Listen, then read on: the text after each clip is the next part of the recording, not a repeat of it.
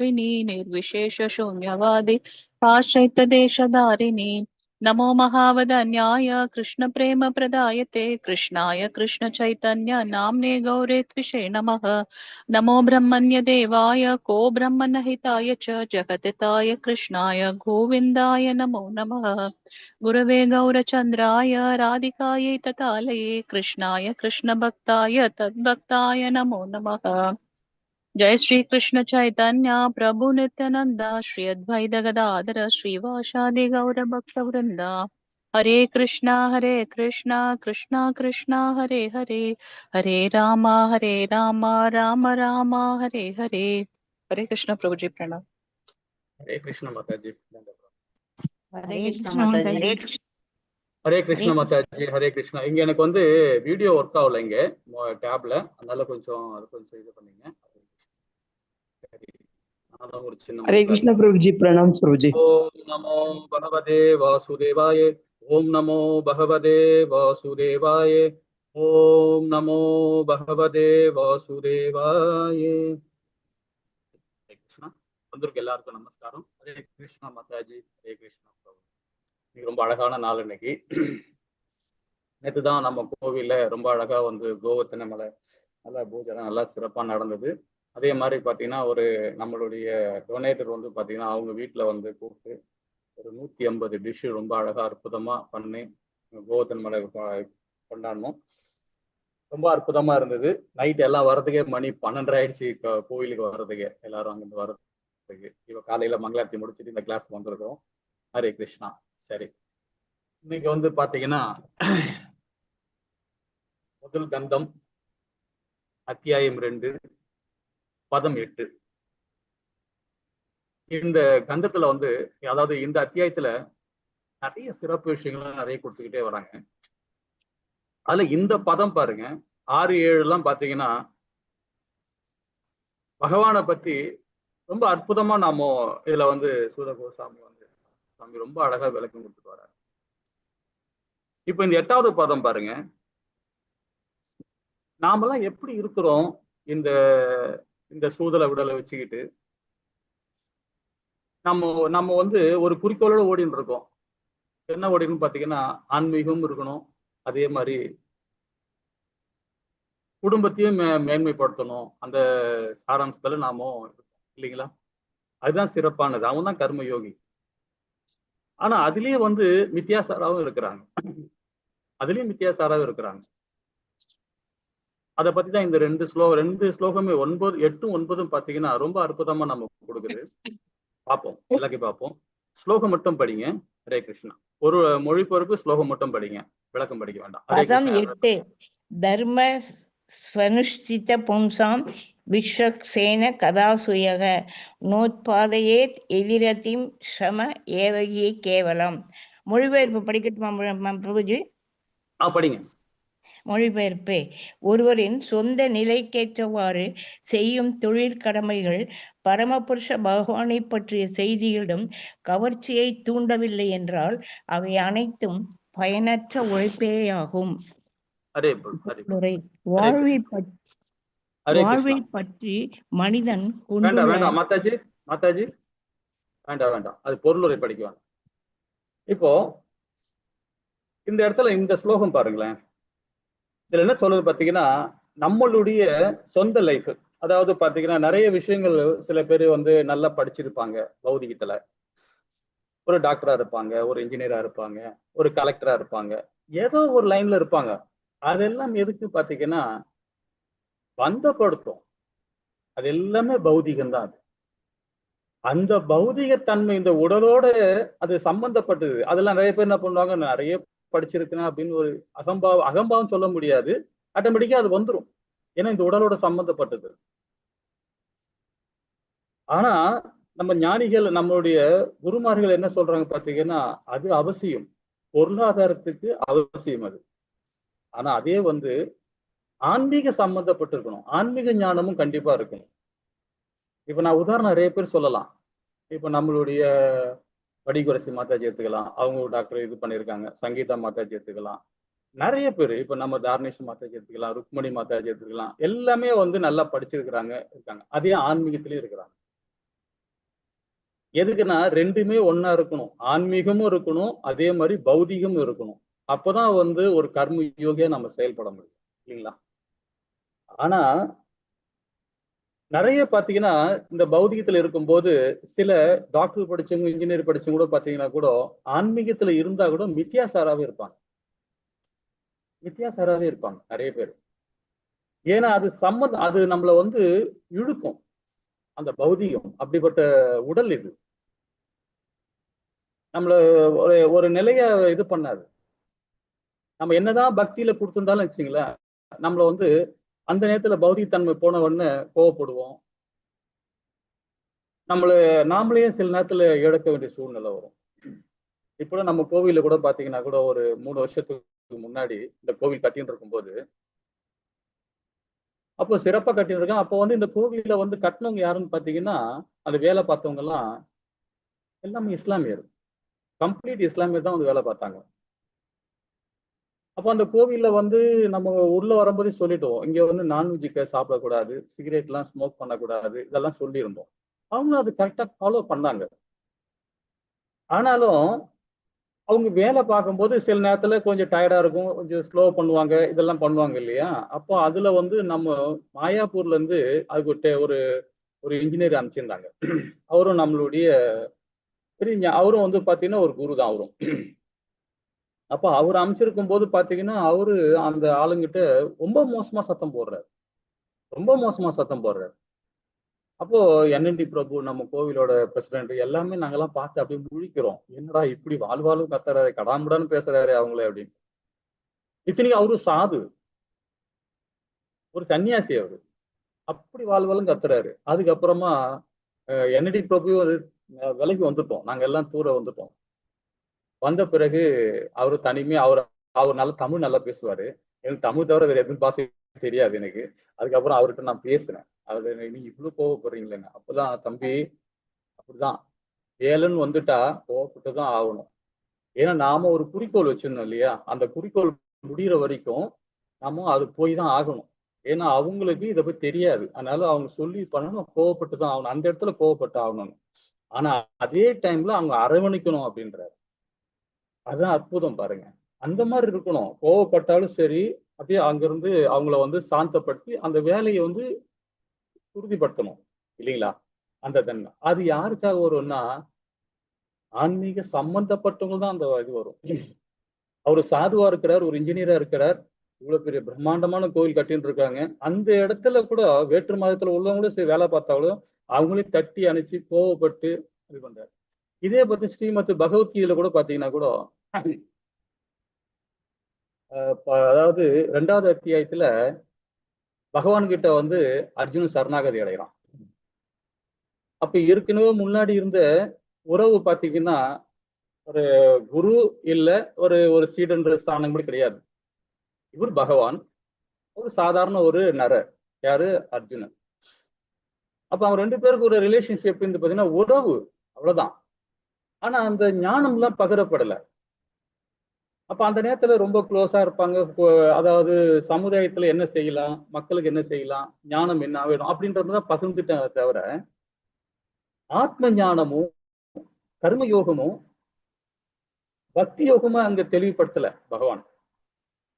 உறவு தான் பத்தி பேசினார், சமுதாயத்தை பத்தி தான் பேசினார். அதுக்கப்புறமா தான் அந்த 2வது அத்தியாயத்துல 10வது ஸ்லோகத்துல 7வதுல போய் பகவான் கிட்ட சரணாகதி அடைகிறான் அர்ஜுனன். சரணாகதி அடைஞ்ச பிறகு குரு அந்த சிஷ்யன்ற முறையில அங்க வந்து முடிவாகுது. அப்போ ஞானங்கள் பகிரப்படுகிறது. ஆனா முதல்ல பகவான் என்ன சொன்னார் ஞாபகம் இருக்கா யாருக்காவது? பகவான் ஒரு வார்த்தை சொன்னார் அர்ஜுனனை. யாருக்காவது ஞாபகம் இருக்கா? ஹரே கிருஷ்ணா, ஹரே கிருஷ்ணா. அவ்வளவுதான் கேட்கிறேன். ஹரே கிருஷ்ணா,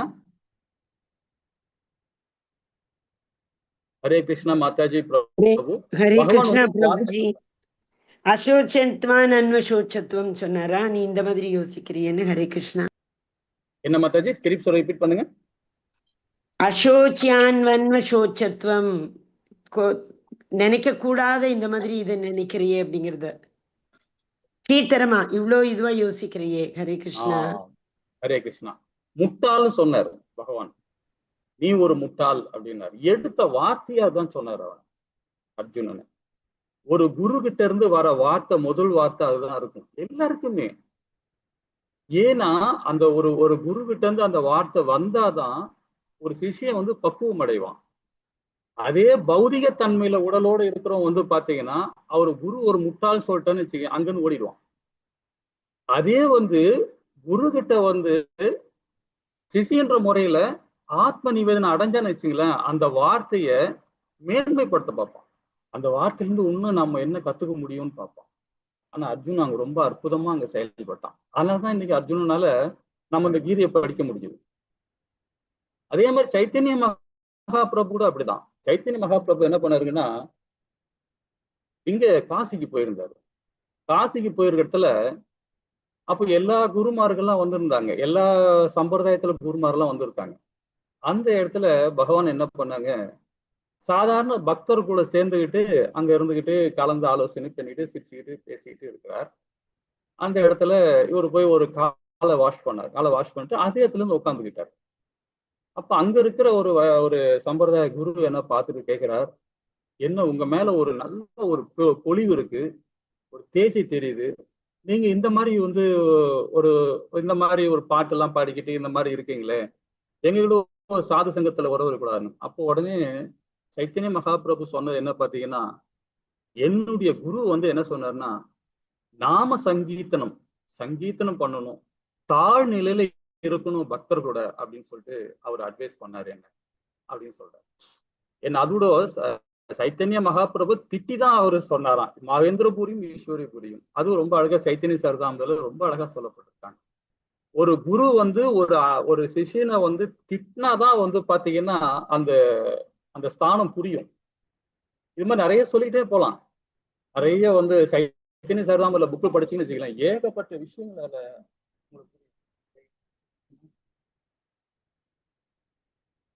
சோ அந்த மாதிரி நிறைய விஷயங்கள் அதுல இருக்கு இல்லைங்களா. எதுக்காக சொல்ல வரோம்னு பாத்தீங்கன்னா, இந்த உடல் அப்படிப்பட்ட உடல், இது பௌதிகமானது. நமக்கு எல்லாருமே ஒரு ஆன்மீக குரு வேணும், கண்டிப்பா வேணும். அப்ப ஆன்மீக குரு கிட்ட இருந்ததான் நாம இந்த உடல் என்ன அப்படின்றத தெரிஞ்சுக்கலாம். நம்ம என்ன தொழில் பண்றோம், அந்த தொழிலை எப்படி விருத்தி அடைய முடியும், அந்த தொழில் சமுதாயத்துக்கு என்ன மாதிரி நாம தொண்டு பண்ண முடியும், அப்படிதான் சிந்திப்போம் இல்லைங்களா.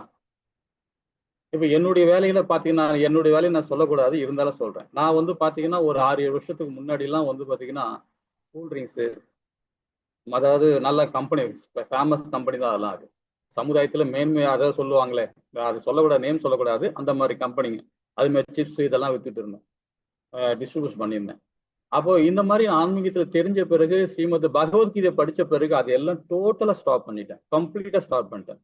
ஏன்னா சமுதாயத்துக்கு எதுவுமே நம்ம தொல்லை இல்லாம இருக்கணும், அந்த மாதிரி பிசினஸ் பார்க்கணும் அப்படின்னு. ஏன்னா அதுதான் தொழில் சார்ந்தது. அதுதான் இந்த அத்தியாயத்துல பகவான் ரொம்ப அழகா கொடுக்குறாரு. இந்த பதத்துல என்ன சொல்றாரு, ஒருவன் சொந்த நிலைக்கேற்ற மாதிரி செய்யும் தொழில் கடமைகளை பரமபுருஷ பகவான், அதாவது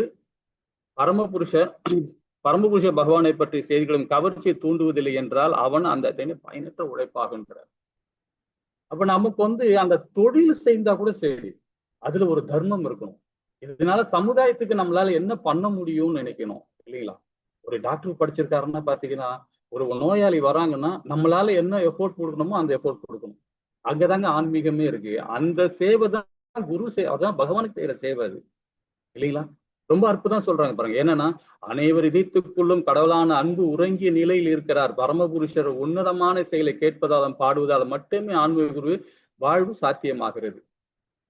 இது எப்படி வரும், நம்முடைய குருமார்கள் மூலியமா தான் நமக்கு கிடைக்கும். ஒரு குருவை தேர்ந்தெடுக்கணும், அந்த குரு கீழே நாம இருந்து ஷெல்டர் எடுத்துக்கணும். அதே மாதிரி பாத்தீங்கன்னா தீட்சை எடுத்துக்கிட்டு அவருக்கு சேவை பண்ணணும். அது எந்த தொழிலா இருந்தாலும் சரி, மேன்மை அடைய முடியும் இல்லைங்களா.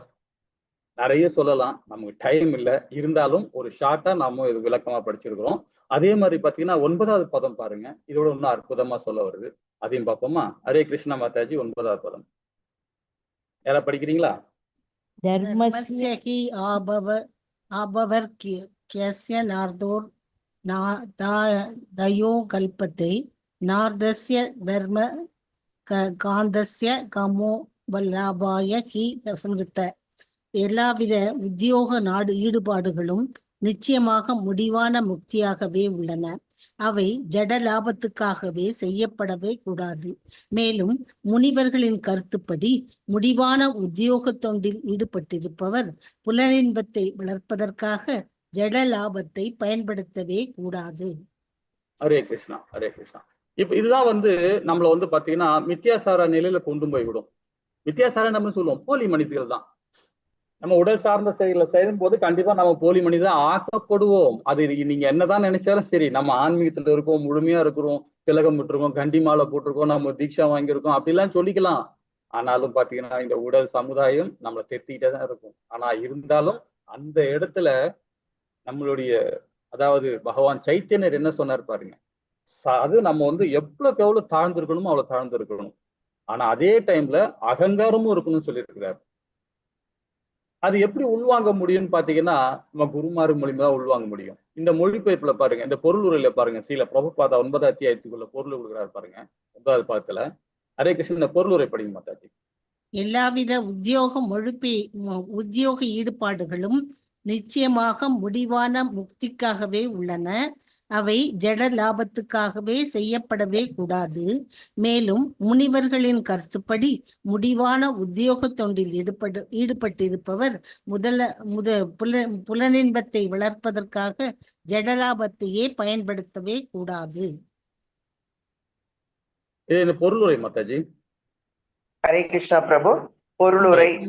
பகவானின் தூய பக்தி தொண்டை பின்தொடர்ந்து பூரண அறிவும் பௌதீக துறவும் வருகின்றன என்பதை நாம் ஏற்கனவே குறிப்பிட்டோம். ஆனால் மதம் உட்பட எல்லா தர்மங்களும் ஜட இலாபத்துக்காகவே செய்யப்படுகின்றன என்றெண்ணும் மற்றவர்களும் உள்ளனர். சமய அனுஷ்டானத்தினால் பௌதீக லாபம் கிடைக்கிறது. உலக மக்கள் அனைவரும் இந்த லாபத்தினால் கவரப்பட்டுள்ளனர். ஹரே கிருஷ்ணா மாதாஜி, ஹரே கிருஷ்ணா. இந்த இடத்துல பாருங்க, நம்ம போன ஸ்லோகத்துல படிச்சதை விட இதோட இன்னும் சாராம்சம் சில பிரபுபாதா ரொம்ப அற்புதமா கொடுத்துருக்கிறார். அதாவது என்ன சொல்றாரு பாருங்க, பகவானுடைய பக்தி தொண்டு தான் அதுதான் பூர்ண அறிவை கொடுக்கும். ஆனா பௌதிக தொண்டு பாத்தீங்கன்னா நம்மளை எப்பவுமே பந்தப்படுத்தும் இல்லைங்களா? கண்டிப்பா 100% பந்தப்படுத்தும். நாம எல்லாமே பாத்தீங்கன்னா ஒரு சிறைச்சாலையெல்லாம் இருக்குன்றத மறந்துடுறோம். இது ஒரு துக்காலயம், இந்த பூமி ஒரு துக்காலயம். நம்ம எல்லாருமே சிறைச்சாலை தான் இருக்கிறோம். இதுல என்னன்னா 4 வர்ணங்கள் இருக்கு. பிராமண, சத்திரன், சூத்திரன், வைசியன், 4 வர்ணங்கள் இருக்கு. அந்த 4 வர்ணங்களையும் நம்ம என்ன நினைக்கிறோம் பாத்தீங்கன்னா பாகுபாடு பாக்குறோம். இவன் உயர்ந்தவன், இவன் தாழ்ந்தவன் அப்படின்னு. ஆனா இந்த 4 பேருமே எங்க இருக்காங்க பாத்தீங்கன்னா சிறைச்சாலையில தான் இருக்கிறாங்க. அதை புரிஞ்சுக்கவே மாட்டேன்றாங்க, போட்டி போட்டுன்னு நிக்கிறாங்க இங்க இல்லைங்களா? ஆனா அந்த இப்ப பிராமண கோட்ல இருக்கிறவங்க, சத்திரியன் கோட்ல இருக்கிறவங்க 2 பேருமே கொஞ்சம் நிறைய படிச்சிருக்கிறோம், நிறைய விஷயங்கள் தெரியும் அப்படின்னு இருக்கும் பிராமணன். அதே சத்திரியன் பாருங்க, நான் இந்த நாட்டுக்கே ராஜா, இது நான் தான் கிங் அப்படின்னு இருப்பாரு. இவங்க 2 பேருமே ஆட்டோமேட்டிக்கா அந்த ஆணவம் வந்துடும். ஆனா 2 பேருமே இங்கதான் இருக்கணும், சிறைச்சாலையில் இருக்குன்னு தெரிய மாட்டேங்குது இல்லைங்களா? ஒரு சிறைச்சாலை எடுத்துக்கலாமே, ஒரு ஜெயில எடுத்துக்கணும்னா அந்த ஜெயில போய் பாத்தீங்கன்னா அந்த 4 பேர் இருக்காங்க, 4 பேருமே தண்டனை தான் உள்ள வந்திருக்காங்க, ஜெயிலுக்குள்ள இருக்காங்க. ஒருத்தன் விஐபியா இருப்பான், ஒரு பெரிய அரசியல்வாதியா இருப்பான், நிறைய வரி கட்டுறவனா இருப்பான், அவனும் தப்புன்னு தான் உள்ள வந்திருக்கிறாரு இல்லைங்களா? அதே மாதிரி அடுத்த ஸ்டேஜில் உள்ளவர் பாத்தீங்கன்னா நார்மல் பர்சன், அவரும் தப்பு பண்ணி தான் உள்ள வந்திருக்காரு. அவருக்கு என்ன வசதி இருக்கும்? ஒரு சிறைச்சாலைக்குள்ள உணவு கொடுப்பாங்க, அதாவது வீட்டுல இருந்து உணவு கொண்டு வருவாங்க, ஒரு ஃபேன் இருக்கும், டிவி இருக்கும், அவ்வளவுதான். அந்த விஐபி கேட்டகரிக்கு அவருக்கு ரொம்ப ரொம்ப சொகுசா இருப்பார். எல்லா விதமான போனும் பேசலாம், எல்லாம் பேசலாம், அவர் எல்லாம் பேசலாம். அதே அதுக்கு அடுத்த ஆள் பாருங்க, இப்ப வைசியரா இருக்கிறவர் பாருங்க, அவருக்கு என்னன்னா வெளியிருந்து சாப்பாடு வராது, வீட்டுக்குள்ள இருந்து இங்கே ஜெயில கொடுக்குற சாப்பாடு தான் சாப்பிட்டாகணும். என்னன்னா அவருக்கு பெட்டு கிட்ட எல்லாம் போட்டு வசதியா ஃபேன் எல்லாம் போட்டு வச்சிருப்பாங்க, அந்த மாதிரி இருக்கும். ஆனா அடுத்தவர் சூத்திரர்களோட நிலைமை பாருங்க, அவருக்கு ஜெயில கொடுக்குற சாப்பாடு தான் சாப்பிடணும், அவரு கீழே தான் படுத்துக்கணும், அவர் துணி அவர் தான் துவச்சிக்கணும், எல்லாமே அவர் தான் பாத்துக்கணும். அந்த 10 கத்து ரூமுக்குள்ளதான் அடைஞ்சு கிடக்கணும் இல்லைங்களா? ஆனா 4 பேருமே ஜெயில இருக்கிறாங்க. ஆனா பாத்தீங்கன்னா மாற்றம் இப்படின்னு ஏதாவது ஒண்ணு இருக்காங்க இல்லைங்களா? இது எதுக்கு சொல்ல வரும்னு பாத்தீங்கன்னா, நம்ம எல்லாருமே இங்கதான் இருக்கிறோம், இந்த துக்காலத்துல தான் இருக்கிறோம். அதை புரிஞ்சு நாம செயல்பட்டாவே போதும், இந்த பிரச்சனையில இருந்து எல்லாமே மீண்டு வந்துட முடியும் இல்லைங்களா? ஹரே கிருஷ்ணா மாதாஜி. வேற யாராவது படிக்கிறீங்களா? ஒரு மாதாஜி ட்ரை பண்ணாங்க, அவங்க படிக்கிட்ட மாதாஜி. சமய அனுஷ்டானத்தினால் பௌதிக மாதாஜி அவர் லாபம் படிக்கிட்டோம் மாதாஜி, அவங்க இன்னொரு ஆள் படிக்க ட்ரை பண்ணாங்க. ஹரே கிருஷ்ணா மாதாஜி. ஹரே கிருஷ்ணா. ஹரே கிருஷ்ணா பிரபு. படிங்க. பகவானின் தூய பக்தி தொண்டை பின்தொடர்ந்து பூரண அறிவும் பௌதிக துறவும் வருகின்றன என்பதை நாம் ஏற்கனவே குறிப்பிட்டோம். ஆனால் மதம் உட்பட எல்லா தர்மங்களும் ஜட லாபத்துக்காகவே செய்யப்படுகின்றன என்றென்னும் மற்றவர்களும் உள்ளனர். சமய அனுஷ்டானத்தில் பௌதிக லாபம் கிடைக்கிறது. உலக மக்கள் அனைவரும் இந்த லாபத்தினால் கவரப்பட்டுள்ளனர். சமயப்பற்று உள்ளவர்கள் என்று கூறப்படும் அத்தகைய மனிதர்கள் ஏன் பௌதிக லாபத்தால் கவரப்படுகின்றனர்? ஏனெனில் பௌதிக லாபம் புலனின்பத்தை திருப்திப்படுத்தும் ஆசைகளை நிறைவேற்றி கொள்ள உதவுகின்றது. உத்தியோக ஈடுபாடுகள் எனப்படும் இது பொய்யான மதப்பற்றையும் தன்னுள் அடக்கி கொண்டுள்ளது. இந்த மதப்பற்று பௌதிக லாபத்தையும் பௌதிக லாபம் ஆசைகளை நிறைவேற்றிக் கொள்வதையும் அடிப்படையாக கொண்டுள்ளன. தொழிலில் முழுமையாக வாழ்ந்துள்ள எல்லா வகையான மனிதர்களுக்கும் புலனின்பமே நோக்கமாக இருக்கிறது. ஆனால் ஸ்ரீமத் பாகவதத்தின் தீர்ப்புக்கும் இப்பதத்தில் உள்ள சூத கோஸ்வாமியின் தீர்ப்புக்கும் ஏற்ப இவ்வழி பயனற்றதாகும். பௌதிக லாபத்தை மட்டுமே நோக்கமாக கொண்டு ஒருவன் எந்த உத்தியோகத்திலும் தன்னை ஈடுபடுத்திக் கொள்ளக்கூடாது. அது மட்டுமன்றி பௌதிக லாபத்தை புலனின்பத்திற்காக பயன்படுத்தவும் கூடாது. எவ்வாறு பௌதிக லாபம் பயன்படுத்த வேண்டும் என்பது பின்வருமாறு விளக்கப்பட்டுள்ளது. ஹரே கிருஷ்ணா பிரபு. ஹரே கிருஷ்ணா. அழகா படிச்சீங்க. ரொம்ப இந்த இடத்துல பாருங்க, ரொம்ப அழகா சொல்லப்படும். ஸ்ரீமத் பாகவதோட நோக்கமே அதுதானே இல்லைங்களா? சூத கோசாமி இது ரொம்ப அழகா இதுல விரிவாங்க. இன்னும் வர பதம்லாம் பாத்தீங்கன்னா ரொம்ப அற்புதமா இருக்கும். வர பதம்லாம் இந்த 3ஆம் அத்தியாயம் எல்லாம் பாத்தீங்கன்னா ரொம்ப சிறப்பா இருக்கும். நம்ம ஏற்கனவே இது ஒரு 4-5 ட்ரிப்னு படிச்சுட்டோம் இல்லைங்களா? நம்ம எல்லாருமே படிச்சிருக்கிறோம். அதனால நம்ம பொருளுரை ரொம்ப படிக்க வேண்டாம்னு சொல்றது. ஏன்னா சும்மா ஷார்ட்டா நம்ம என்ன முக்கியமான பாயிண்ட் வரைக்கும் படிச்சுட்டு போயிட்டே இருக்கலாம். பொருளுரைலாம் படிச்சா ஸ்ரீல பிரபுபாதா நிறைய விஷயங்கள் கொடுக்குறாரு. நம்ம இந்த 1/2 மணி நேரம் பத்தாது, டைம் பத்தாது. ஒரு ஸ்டோரி சொல்லணும், நிறைய விஷயங்கள் இருக்கு இல்லைங்களா? இப்ப ஸ்ரீமத் பகவத்கீதையோட பாத்தீங்கன்னா கூட அத 2ஆவது அத்தியாயத்துல ரொம்ப அற்புதமா என்ன சொல்லிருக்காரு? ஆத்ம தத்துவத்தை கொடுக்கும்போது, சாங்கிய தத்துவத்தை கொடுக்கும்போது, வர்ணாச தர்மத்தை கொடுக்கும்போதும் சரி ரொம்ப அற்புதமா சொல்லியிருக்காரு. ஒரு தங்க கூண்ட ஒரு நாட்டோட ஒரு ராஜா இருக்கிறான். அந்த ராஜா என்ன பண்றான்? இளவரசி கேட்டதுனால ஒரு ஒரு ஒரு பறவையை பிடிச்சி உள்ள வச்சிருக்கிறாரு. அந்த பறவையை பிடிச்சி வச்சிருந்தா அந்த அந்த பறவைக்கு தங்கறதுக்கு ஒரு கூண்டு, நல்ல அற்புதமான கூண்டு பண்ணியிருக்கிறார். தங்கத்தால ஆன கூண்டு பண்ணியிருக்கிறார். அது போட்டு அந்த தங்க கூண்டை பராமரிக்கிறதுக்காகவே அதுக்கு ஒரு 4-5 பேர் வேலையால போட்டு அதை பராமரிச்சுட்டு இருக்காங்க. இடையில ஒரு நாள் என்ன ஆச்சுன்னா, இதே காலப்போக்குல அந்த உள்ள இருக்கிற கிளி இறந்துடுச்சு. உள்ள இருக்க கிளி இறந்து போச்சு. இந்த தங்க கூண்டை தான் சுத்தப்படுத்தினே இருக்காங்க தவிர உள்ள இருக்கிற கிளிய, அந்த பறவைய யாருமே அதை பராமரிக்கவே இல்லை. பராமரிக்காம அப்படியே விட்டாங்க. அப்ப அந்த கிளி பாருங்க, அதோட அதோட அதோட இயல்பே என்ன? அது சுதந்திரமா பறக்க வேண்டியது. அது சுதந்திரமா வெளியே செயல்பட வேண்டியத ஒரு தங்க கூண்டுல வச்சு அந்த கூண்டை பராமரிக்கிறதுக்கு 4 பேரை போட்டு அந்த சக்கரவர்த்தி பண்ணிட்டு இருக்கார். அது போலதான் நாமளும் இருக்கும். இந்த உடல் நமக்கு கிடைச்சிருக்கு. இந்த உடலை வச்சு நாம என்ன பண்றோம் தெரியுங்களா? என் கை சரியில்லை, கால் சரியில்லை, டாக்டருக்கு போகணும், அங்க போகணும், இங்க போகணும், அலங்காரம் பண்ணணும், ட்ரெஸ் எடுத்துக்கணும், இதை பண்ணணும், அதை பண்ணணும்னு சொல்லிட்டு இந்த உடலுக்காக தான் நம்ம அந்த கூண்டு, இது தங்க கூண்டு. நாம இது 4 பேருக்கு நாம அப்பா அம்மா இருக்காங்க, அண்ணன் தம்பி இருக்கிறாங்க, உறவுகள் இருக்கு, சமுதாயம் இருக்கு இந்த கூண்டுக்காக. ஆனா உள்ள இருக்கிற ஆத்மாவை நாம பராமரிக்கல இல்லைங்களா? அந்த ஆத்மாவை, அது சச்சித்தானந்தம், அது பகவானுடைய யோகமாயா சக்தி. அது அந்த யோகமாயா சக்தியே ஒரு சில நம்ம என்ன பண்றோம், அதை மறந்துட்டு நாம பாட்டு செயல்படுறோம் இல்லைங்களா? எப்படி செயல்படணும் பாருங்க, சச்சித்தானந்தமா செயல்படணும். அது ஆத்ம ரூபத்துல பகவானுக்கு ஹரே கிருஷ்ண மகாமந்திரம் சொல்லிக்கிட்டு பகவானுடைய வேதங்களை சொல்லி நம்ம ஃபாலோ பண்ணிட்டு இருக்கோம் இல்லைங்களா? அதுதானே ஆத்ம தத்துவம். ரொம்ப அழகா சொல்லப்பட்டிருக்காங்க இல்லையா? ஹரே கிருஷ்ணா. சரி, இந்த கிளாஸ் இதோட முடிச்சுக்கலாம். 10வது பதம்லாம் ரொம்ப அற்புதமா இருக்கும். ஹரே கிருஷ்ணா. தொடர்ந்து பாருங்க. ஹரே கிருஷ்ணா. வாஞ்ச கல்பத்தராய கிருத சந்தேவ சர்வ ஸ்ரீ கிருஷ்ணா சைத்தன்யா பிரபு நித்யானந்த ஸ்ரீ அத்வைத கதாதர் ஸ்ரீவாசாதி கௌரபக்த விருந்து கி ஜெய். ஹரே கிருஷ்ணா கிருஷ்ண கிருஷ்ண ஹரே ஹரே, ஹரே ராம ராம ராம ஹரே கிருஷ்ணா. ஏதாவது டவுட் இருந்தா கேட்கலாம். ஹரே கிருஷ்ணா. மாதாஜி பிரபு.